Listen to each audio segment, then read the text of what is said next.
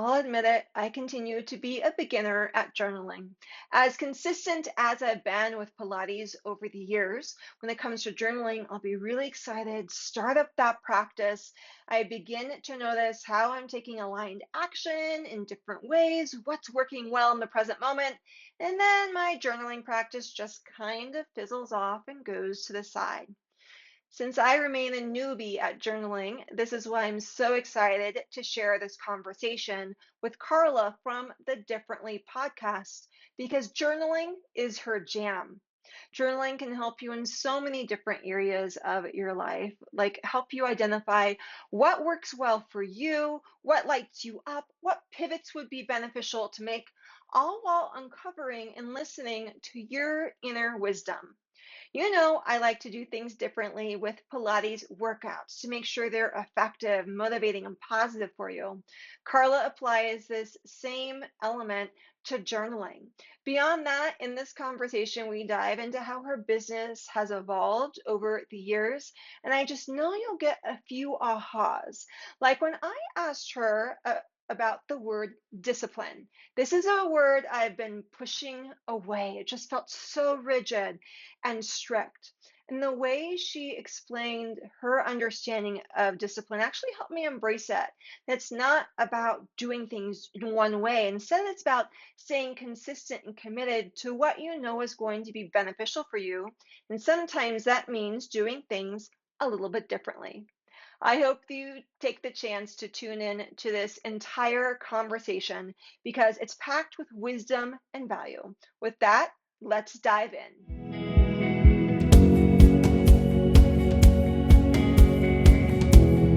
Hey, Carla, I'm so happy to be here today talking with you all about business, life, pivots, and of course, journaling as well. But I'm so excited too. This is, I think this was inspired when you were on my podcast and we thought about like switching the tables and doing something a little differently. Haha. So I'm excited to be here too. I would love, as a starting point, for you just to maybe introduce yourself a little bit and share a glimpse of why you started your business. May not be the iteration that you're working with today, but that initial like pivot to opening up your business. Yes. So I never really thought I wasn't one of those kids that thought I would be an entrepreneur or have my own business one day. Although when I look back, I had a little radio show when I was little and I would play office and I had like a mud pie store and all those funny things. So I look back and there were even little glimpses of it then. My dad was a big time entrepreneur his whole life. So I grew up around entrepreneurship, but it just wasn't in my brain. Um, it was about I always say, like, I lived half my life living sort of at the mercy of my circumstances and feeling like if things were going well in my life and I was checking those boxes that I thought were right and people around me were reflecting, good things to me, then life felt pretty good. But the moment any of that went away or went awry, I would sort of scramble to do better, work harder, be more, get better, all those things. And I was probably 28 and my life sort of fell apart. I had been married for 5 years. I was now divorced in a place where I never, ever imagined my life would be. And just one of those pivot points of like, okay, I thought I knew what I was doing. I clearly don't. And at that point in my life, I was really open to just figuring out something new, a different I knew in my heart that there had to be a different way of doing life. I just didn't know what that was. And I started seeking at that point and really was a turning point of okay, I've been so focused on the external looking out here and trying to make everything look good, but I'd never had anybody really point me to the inside, like who am I and what are my values and what am I here to do in this lifetime? And I think that was the first time in my life I started going inside. And as I did that, I started noticing all the chaos and the noise that was inside and cleaning that up. And as I did that, things started to look different on the outside. So that's one pivot point. And it was really this discovery of, oh my gosh, I have some creative agency over my life. I don't just have to blow with the wind here and feel powerless. And really, it was the first time that I took responsibility for what was happening in my life and took the reins of what I could control to shift that. So that was one major pivot point. So I started practicing all of that in my life, and then um, met my husband now, and had my our first child. I had been in corporate world, left to become a mom, didn't know if I would go back. And after having my son, I knew like if there was any way I didn't have to go back to work, I wanted to be home. I mean, that was just a dream come true being a mom. And but at about 8 months old, I started feeling like I was losing my sanity. And I looked around and I saw a lot of other mothers losing their sanity. And that would ripple to the way that they parented and the way their marriage was and the way just they did everyday life. And I knew I didn't want that, but didn't really know how to create something different. At the same time, I felt this incredible calling to start writing. And as a new young mom, any moment I could, I would just sit down and start. I listen. Have you ever read The Artist's Way? I don't think I have. It's a book that kind of introduces you to the idea of journaling and emptying your mind. And I picked that up and I started just emptying my mind on a piece of paper when I could. And my mission was to figure out how to be a happy mom because I felt like if I could do that for my children, I felt like that was one of the greatest gifts I could give them and model for them in their life. And it was like I don't even know how, it was 3 or 5 or 6 months later into that process of writing. I was sitting on my bed, flipping through the pages of that journal, and I was just floored at what had happened on those pages. Like, not only had I figured out to take better care of myself, to feel happier in my everyday, but I had tapped into my creativity and my spirituality, and I'd like peeled all these layers of just not liking myself and just layers of stuff that just bubbled up and kind of dissipated as I went through that writing process. And in that moment, I knew I'm here to teach people how to use writing as a tool to navigate their everyday life. So that was the first launch of my first business, Mm. I called love Sanity that. Journals, by the way. I love that. And I wanted to go back to where you began because that's another link that between us that we just uncovered. My dad was also an entrepreneur. And it's very interesting that I myself like didn't ever envision myself being an entrepreneur. And I can't help but think if we are kind of the same age span as when we were growing up, it was mainly men who were entrepreneurs. And my mom is amazing and still is amazing. But when I was very young, was a stay-at-home mom. She did the whole like volunteering, and of course, that's a full-time job in and of Yes. itself. I remember her coming into the classrooms and really being there for me in that way. But I never had a woman really in that entrepreneurship role that I can turn to and look to. And I can't help but think if that's why for both of us, and maybe for many women, why we don't automatically think like entrepreneurship right off the bat, because it's just not demonstrated as clearly as it has traditionally been for men. And so I love that we can both be demonstrations of that for other women because when I was working, even this was even before entrepreneurship, I was working as an independent Pilates teacher. Many of my clients, most of them were full-time working women and they had children who were older at that point and their children were amazing. And I thought, oh, thank goodness. Their children are amazing and they're working like being a mom doesn't have to look one way. It's really different for everyone. And so I love that you had this kind of metamorphosis of this evolution of personal discovery through journaling, which I just heard someone reference it in a way that I never had heard before, as it's not external self care, such as getting your nails done or getting a massage. It's internal self care. And that was a huge perspective shift for me. And I would love to know if you think of it as that. You mentioned, like a spiritual journey and some other aspects. But does it, do you think, count as self-care, and how does that help contribute to your overall well-being? That's such a big question, but I absolutely believe that. I love that. I wrote that down, internal self-care. The word self-care just in and of itself, there's something about that that just kind of rubs me the wrong way.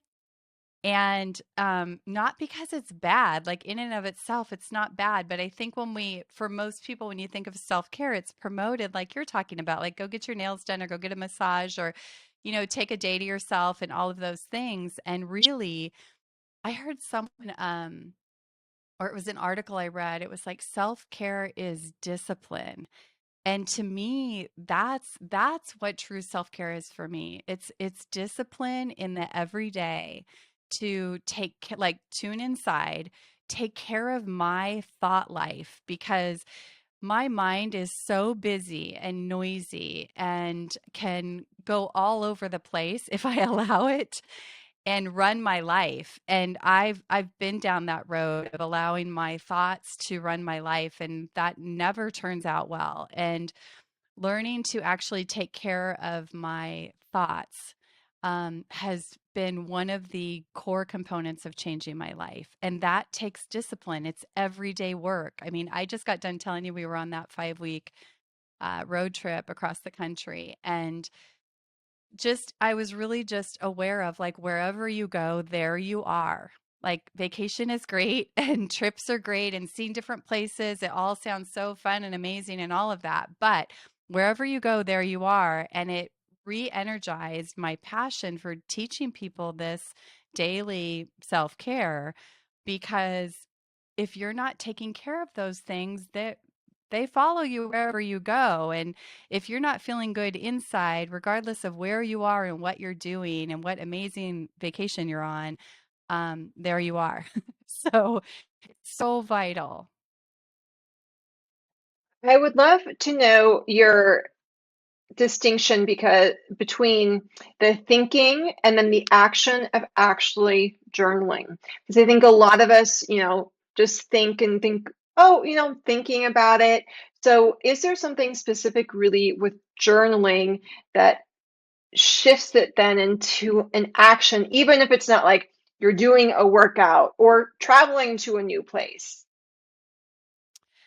Yeah. So for me, like managing my thinking, the writing is so sort of tightly integrated because one, just getting this out of your head is so incredibly helpful. If that's all, I told you about my journey when I started, it was really just emptying my thoughts every day. Just that practice alone frees up some space in your mind to have fresh thought, have new thought. And because those thoughts, whether you realize it or not, they're sort of guiding or dictating your feelings, your emotions, your actions, and your results. And so, a lot of times when people don't like the results they're getting in life, they go back and change their actions, but they haven't addressed what I believe is the foundation, which is their thinking. And once you start to address the thinking, you can create really true, lasting change in your life. So, that practice of just emptying your thought is the first step, but then you start emptying it and you start noticing like the landscape of your mind. Like if you do that over, a number of days, you start to see this landscape of your mind that you're living in. And that's where you have power to start to go, wow, like is that lifting me up or dragging me down? And is it even true? That was one of the greatest gifts I ever got was don't believe everything you think. Um, and then you start to think about what is it you really want and how can you align or challenge some of your thinking or like remove some of that outdated thinking to create new experiences and realities in your life. I really appreciate that because I'm going to put this in the movement perspective. For a lot of people who move with me, either on YouTube or within the membership and app, one of the things they tell me is there's been a shift in how they think and then therefore how they move with not only Pilates but workouts, because we have been for a very long time told workouts always need to be really challenging and hard or long in length or in a specific setting. There's a lot of myths and misnomers with it. And as they come to realize that short can be an amazing full length, long workout, but so much more beyond that, they feel empowered to take action in a different way. And for a lot of people, they actually like writing about their experience afterwards, Mm. and they'll reflect back on that later on, maybe coming back to that same workout and noticing how moving with even the same exact workout is a different experience on a different day. So you mentioned this earlier when you were first getting into journaling, you like reflected and then looked back at what you had written over that course of time. Do you have a recommendation when people are journaling, how often they go back and look through their journals? Yeah, it's such a great question because I think one, there's a couple things. One is sometimes people are afraid to journal because they're afraid someone's going to find their journal. And I used to do journaling retreats, and that would come up a lot. And so, one, don't let that be a stop to writing, because even if you write and you just discard it every day, I think that's a really powerful process. I don't, you have to go back. However, if you're trying to create some sort of change or transition in your life, just writing for a period of 5 or 7 days, like in my program, the first exercise people go through is to just empty their thinking for like 5 days in a row. And that together, we come together to look at that writing to understand like what's the story or the narrative, the lens that they're looking through in their life, and that writing just lays it all out for us. And so if you're doing that for yourself, just writing for a week and just emptying what's in there is going to give you so much clarity about kind of where you are, where you're focused. A lot of times we just get so focused on everything that's wrong or not working in our life. Stepping back and seeing that can give you a lot of clarity for what you actually want in your life.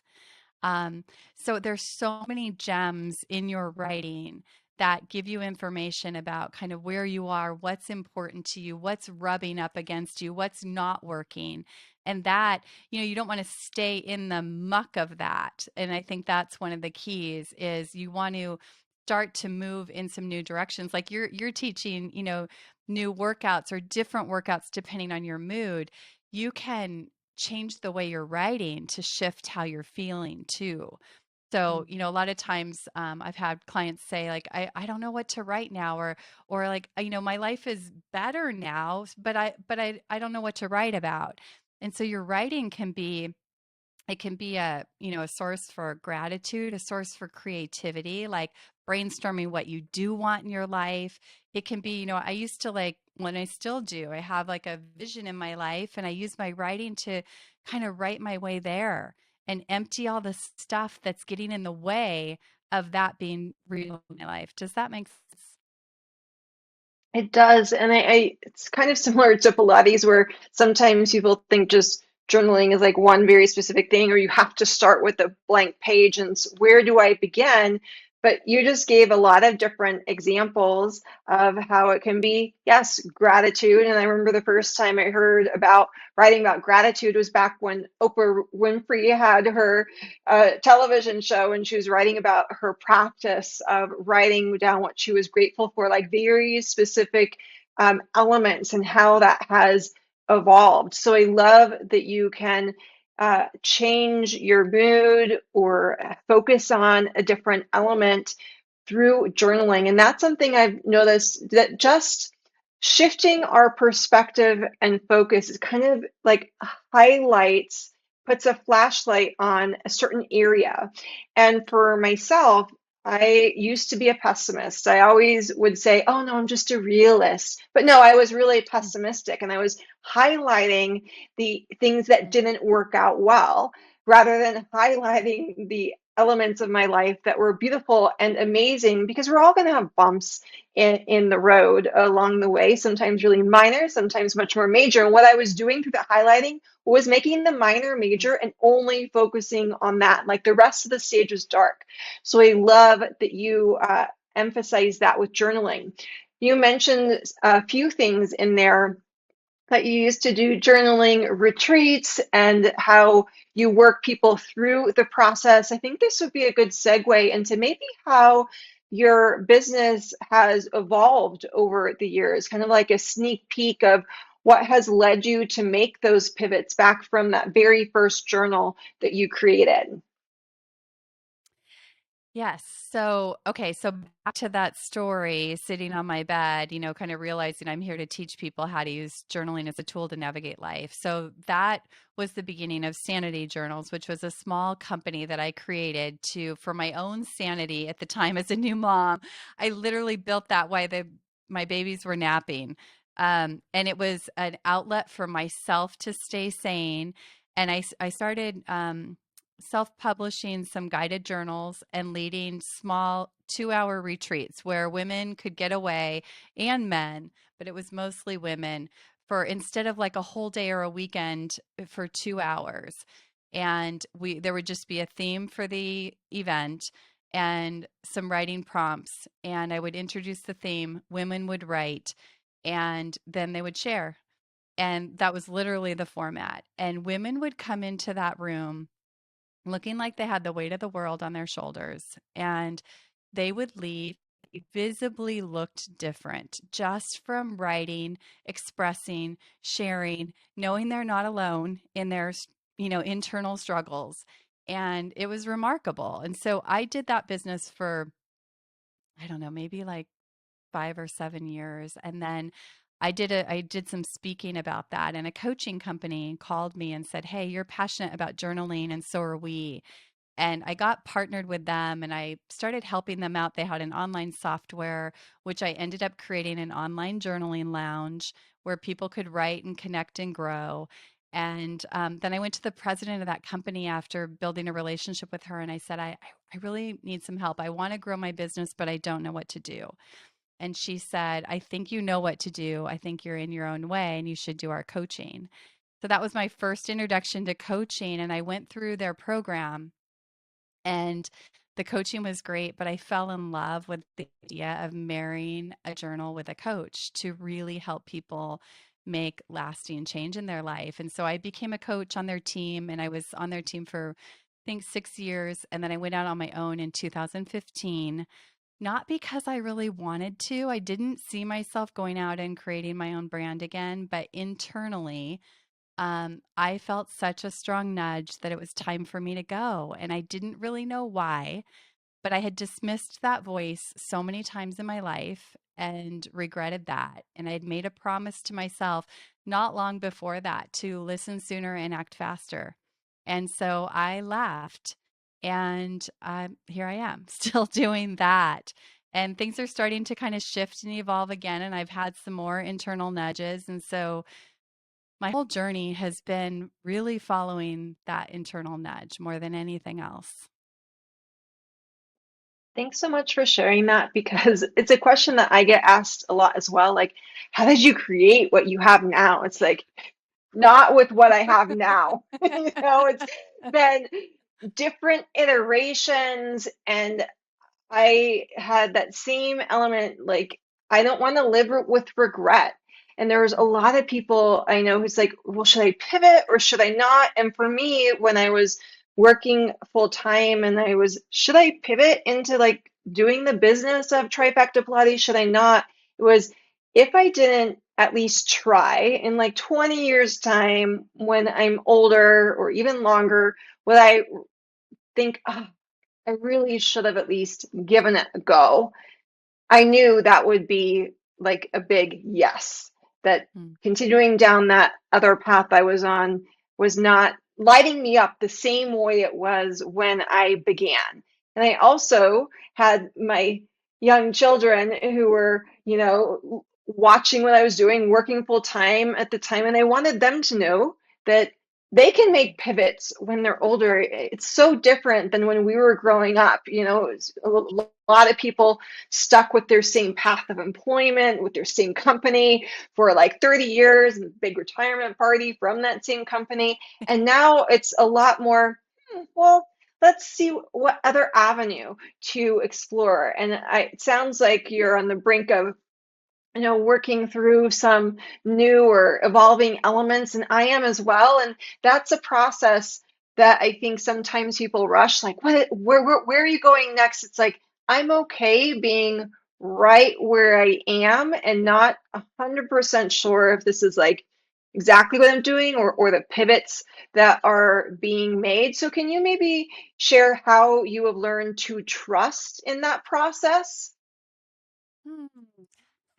Yes. It's not a once and done. It's a process and a practice for sure. But like I said, I think the biggest teacher has been that not listening, not listening for so long and seeing that every time it was right. That compass inside was right. And so that was one of my biggest teachers. Um, and now it's an everyday practice. One of the greatest challenges in entrepreneurship for me has been confidence. And I've struggled with a lack of confidence since I was a little girl. Like it was literally marked on my report card. I don't know if it was once or three times, like she lacks confidence. And it is a practice every day to kind of slay the mental dragons and just choose to show up because I have something in my heart that is big that I know I'm here to share. And it's just taking little steps in trusting that and following and listening. And I think it's important to start small and just so you can build some evidence that says, you know what, I can trust this. And because now I've been doing it so long, I'm not going to say that I'm good at it because I feel like right now, talking about pivots, I feel like this vision that's on my heart now is bigger than I ever wanted or dreamed. And it feels terrifying every day. But I'm so committed inside to just keep showing up and taking the next step. And I think that's been the message the last sort of 8 months is like, don't get too far ahead. Just show up every day and spend like 15 minutes on this vision and let the next step be revealed. And every time I do that, it is. And then I use the writing practice to keep my head clear and keep my eyes focused on where I'm going and I just show up every day. But it's not because I feel confident always. That's for sure. Thanks for sharing that. And I can't help but think as well that sometimes our business pivots because where we are in our personal life is so unique and different and continues to evolve. When you were talking about when you began the journaling retreats, at first I was like, oh, yeah, that's like, weekend retreat experience. But then you defined it as 2 hours and it really made sense for me because I remember being a young mom and thinking like, how are people going on these like retreat getaways? Like that is just not practical for my life right now at the time, both from a financial perspective and just from a time perspective. So I love it was like 2 hours because that's for a lot of people what can be done. Uh, and how that then evolved and shifted. And I love the element of journaling and coaching because that's something I feel like that's pretty unique about what you do. Can you explain that or maybe detail it a little bit more? Yes. So the journaling is really the centerpiece to what we do inside of coaching. And I like to tell people because not everybody's a journaler, not everybody wants to journal. Some people are like, that's not for me. And what I like to say is that journaling it's just a vehicle. It's a vehicle that I use to get from where I am to where I want to go. And so that's what it is for my clients. They're not avid journalers. Some of them are, but they're somebody who wants to create some sort of change or they're moving through a transition they want to do differently. They have that inner angst and they're willing to show up and do the writing. The writing's the vehicle, the focus is on you. And so the writing just gives us so much data and so much information for me as their coach to see their blind spots, to help them see how their thinking is shading the way that they're experiencing their relationships, their marriage, their work happiness, like everything. It's shading everything. And so I'm trained in that to help them see that, see how their thinking is impacting all these different places. It's also a place where they get to just be seen, heard, and understood. A lot of times, especially for busy leaders, and they're leading, so they don't have a place that they can just, or they're even just as when you're a mom, you often don't have a place where you can just lay out what's happening for you because you're so busy taking care of everybody else. So it's a place where they can just kind of lay it all out there and, be witnessed. And a lot of a lot of my job is reflecting back to you, listen to this, like look at what you just wrote. Like this is you, this is your truth, this is what's important to you. Or I can like you were talking about highlighting. That's a lot of my role in the journal. So we have an online tool where they write and then I can comment back. And so a lot of times I'll cut and paste something they said and highlight it to say, hey, look at this, or say more about this, or how is this thought impacting your ability to move forward in this area? So it's an incredibly intimate, really powerful back and forth exchange that happens over a number of weeks. And so they're not only sort of building this habit of writing with somebody, with their journal talking back to them, um, but there's an incredible like rigor and reflection that's happening. It's pretty powerful. So you've said a few words. Well, rigor and reflection I wanted to highlight, but also discipline from earlier on. And that's something maybe I want to go a little bit deeper with because sometimes I feel like we don't want to think about discipline when it comes to different areas of our life, or we shy away from it because there's a negative connotation with that. How do you really define those terms and kind of stick with it when maybe we don't want to do that anymore? Mm. That's such a good question. Um, One thought that came to my mind as you said that is I believe the word discipline comes from disciple, which is believing in something. And so for me, it's not that I don't necessarily want to do the discipline, but there's something I want that's bigger than that. And that's what I always keep my eye on. That's something bigger, whether it's having a really great marriage or being the mom I want to be or building a business. It's that something bigger in my life that has me show up and do the hard things.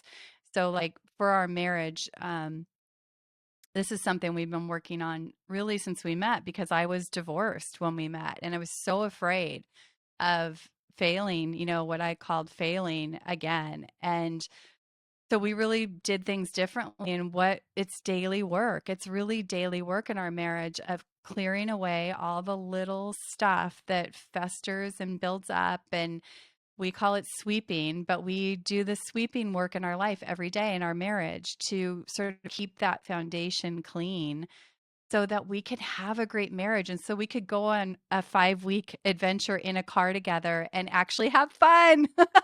We had a really great time, but it's because we've done so much daily work and discipline in our marriage. But the reason I do it and how I do it is because of that something bigger. I love that perspective shift from just something we have to do to really how it can benefit us. Can you explain maybe sweeping a little bit more for people who may be new to that terminology? And is that something unique to you or a general term? Because you're the first person who I actually heard that Mhm. from. Yeah, it kind of ties back to a story when I met my husband. And, I told you I was fearful and afraid that I wouldn't be able to have a successful marriage. And we at the time we were engaged and everywhere we went people would be they would say, oh, look how cute they are, they're engaged, like, and then they would say, oh, just wait till you've been married a number of years and that'll go away. And literally that happened so many times. And I remember laying in bed one night and I was just so fearful. I remember thinking to myself, like, are they right? Will I ever be able to have a lasting marriage? And all these negative thoughts were spiraling. And then all of a sudden there was like an interruption in my thought pattern of like, what if, I started to feel like there was this imaginary monster that was going to come in at some future date and just rip the bliss out of our relationship. And I thought, what if that's not true? What if there's not an imaginary monster? What if it's up to us? What if it's up to us to keep the love and attraction and friendship and all those things alive in our marriage? And that thought, like that change of thought, all of a sudden just like lit a fire in me. Like, oh my gosh, like we have some control here. We're not powerless to this. And what could that look like? And so we had been through some training, just like kind of leading your life training. And we just started doing that. We started practicing sort of sweeping, clearing, communicating a lot about what was happening and what wasn't working so that we could get back to what is working. And over the time of our marriage, we just, we kind of we created that term. I call it the art of sweeping. But it really is cleaning up. It can happen in any relationships, kind of having a commitment to sweeping the dust so that it doesn't pile up to the point where you're like, I don't even know who you are. I don't love you anymore. And I think this is over.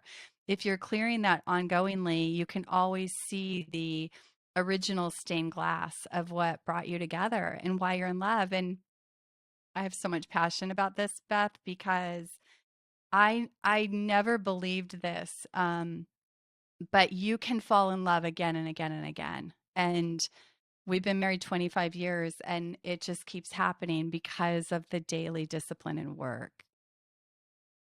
I love that. And as you were explaining sweeping, I was envisioning like sometimes I don't need to sweep that much, like in my actual kitchen, right? But we just Yes. went to Alaska for 2 weeks. We were all in a motorhome together, my family, and I needed to sweep every single day because we were bringing a lot in. And I think that's what relationships are as well, as sometimes it's like, you just need a little touch up, and other times it's a little bit more intensive, and we really need to get in there more consistently. And thinking like, oh, I'm just gonna sweep one time and be done for the rest of my life. I live in this house from a motorhome is really impractical, but no one ever, or not many people, give us the tools for that when it comes to relationships. And for me, it sounds like not only the sweeping technique, but journaling is vitally important to understand this, because I feel like sometimes when we're in relationship with others, it's really easy to lose that connection with ourselves. And I found for me, I remember a distinct hairbrush moment, I'll call it, when I had not been coming consistently to the Pilates mat. I was on this like hamster wheel of life. And I think I wanted to like brush the hair of my children, and they were children, of course, and so something was going on. And my husband comes in and says, I think you just need to step away, Beth. Why don't you let me help them? And I could have responded one of two ways. Just leave me alone. I have it. But actually, it was one of the most kind moments that I remember in our relationship. And as I walked out of that bathroom, it was like, I have not been doing Pilates consistently. And as Yeah. much as I got into it for a good workout and I wanted, vitality and always feel strong, I realized over the years that it's been a lot for emotional regulation. It helps me reduce stress. I know a lot of people have told me that as well. So I would love to know, I just shared a little bit, maybe a hidden benefits of Pilates. What do you feel are maybe something we haven't covered yet? If there is anything, hidden benefits of journaling. Yes, I love that. And I think that what you're talking about is so easy to get away from your healthy habits when life is happening. And I always tell my clients that's the time that you actually want to increase the importance of your habits, whether it's Pilates or writing or whatever it is. Even if it's ever so slightly, and you have to get super creative to fit it in because it's more important during those times. And once you start doing them, you feel the difference in like you did, and you can know like, oh, no wonder I feel so scattered and overwhelmed because I've let this slip away. And the most important part is just picking it back up. So hidden benefits of journaling. Yeah, I mean, that like probably like movement, there are so many. But I think the things that I hear and I experience ongoingly is just a clearer mind, a calmer mind, the ability to be more present because you're not lost up here. Um, I've had clients say that they are able to communicate better, more clearly, because they're sort of, I guess, having that internal communication with themselves, and they're more clear about their, where they stand or their ideas or their position on something. I always tell people, like, just spending 5 minutes in writing before you have a conversation or go into a meeting can be so clarifying and allow you to communicate better. But I think it impacts stress. I think it can impact sleep. I think it elevates creativity. And I mean, I could go on and on, but I think those are some of the benefits.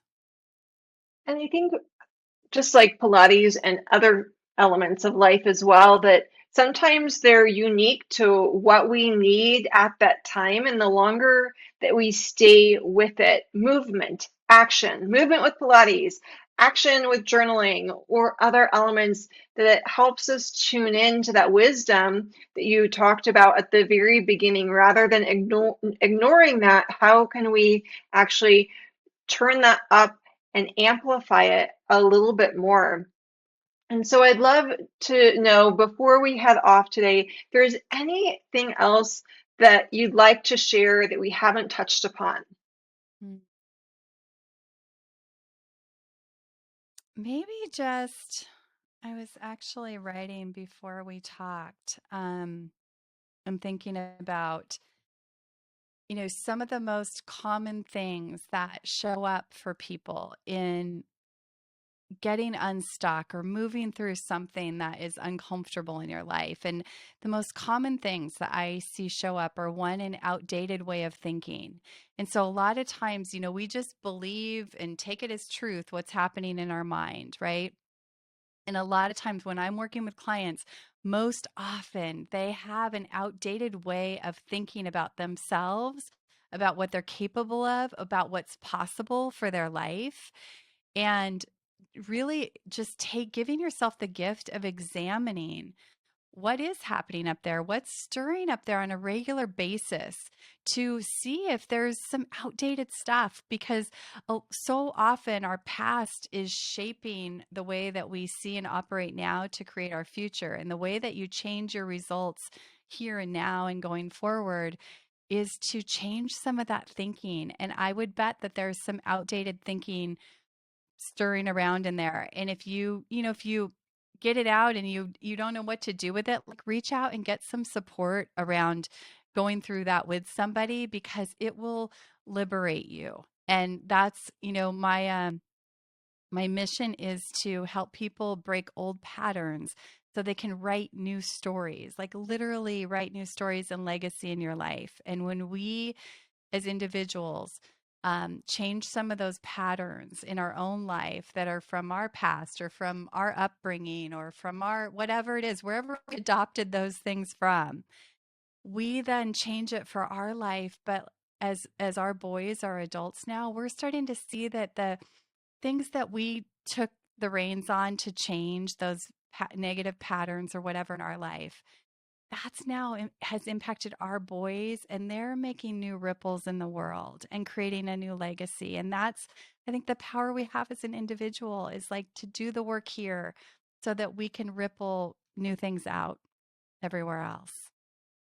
I love that. And as you were talking, it reminded me of a training I was in, actually, when I was in administration at a university setting. And it was all about adopting change, but at the same time, not really devaluing what worked really well in the past, because I think that can easily happen. And there's one reason why sometimes we don't think about pivots we can make or a change in perspective, is because sometimes then we layer on the belief that that was wrong or that was bad, rather than that system worked well for us. We learned it somewhere along the line. And the analogy they gave was, college registration used to be, you went in and you had to, like, go to the person, you found your last name, and you had to register in person.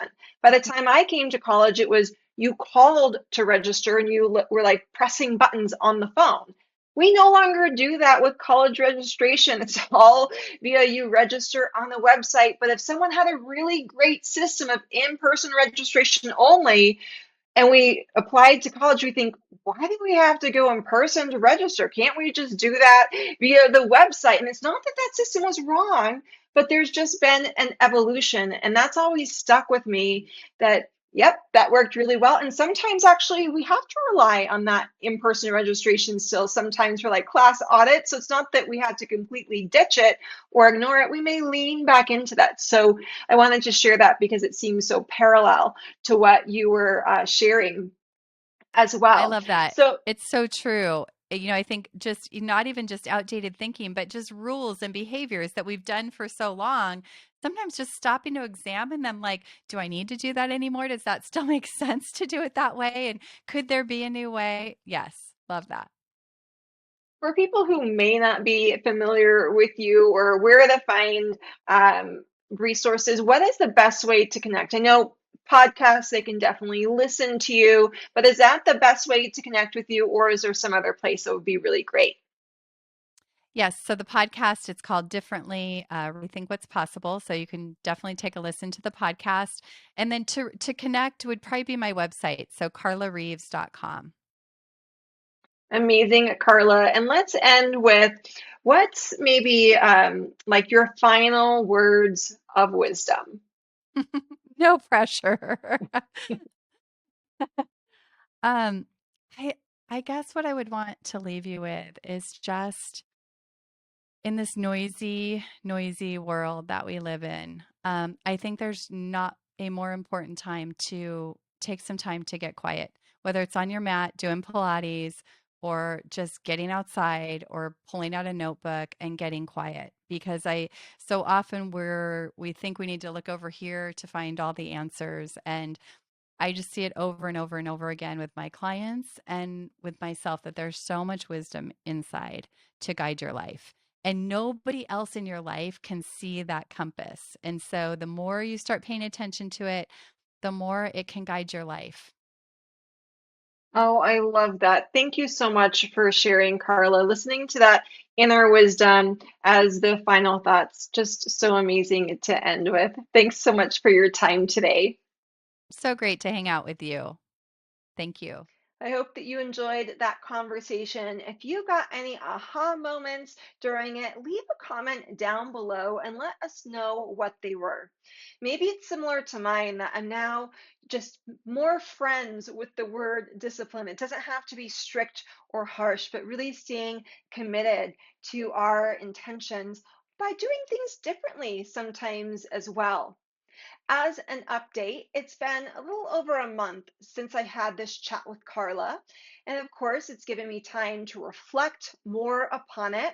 And I decided to start my journaling practice again.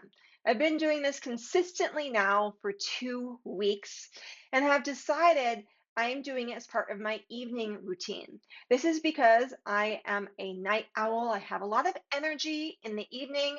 Pair that with the age I'm at, the hormonal shifts, this extra energy means that I can easily get insomnia where it's very hard to get to sleep and have a good night's sleep. And then I wake up not feeling 100%. And guess what? It impacts my life. And yes, also my motivation to come to the Pilates mat. So I decided I'm going back to an evening Pilates practice, pairing it with journaling as well. And this isn't about something really long, 10 or 15 minutes for Pilates. I alternate between just soothing movements and holding stretches, all while taking deep breaths. And I simply roll out my blanket. Not a Pilates mat, but just unfold my blanket on my living room floor. I have my journal right on the table, and then I will journal either before or after the movement session.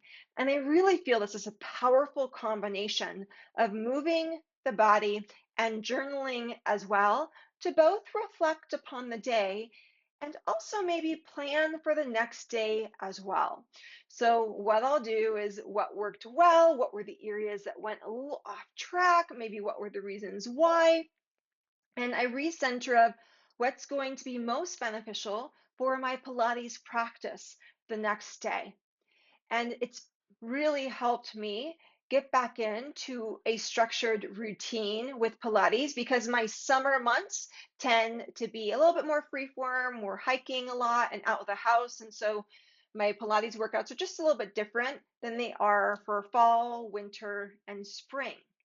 So I encourage you to evaluate if you want to start journaling, what would be the best time of day to do this? Maybe it's like me in the evening, or maybe you're an early bird. And so pairing this first thing in the morning would be most beneficial.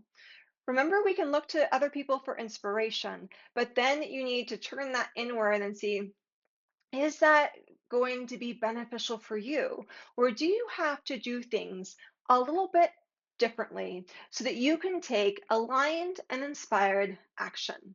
I hope that you have a beautiful day and can tune in soon for another chat like this or join me on the Pilates mat.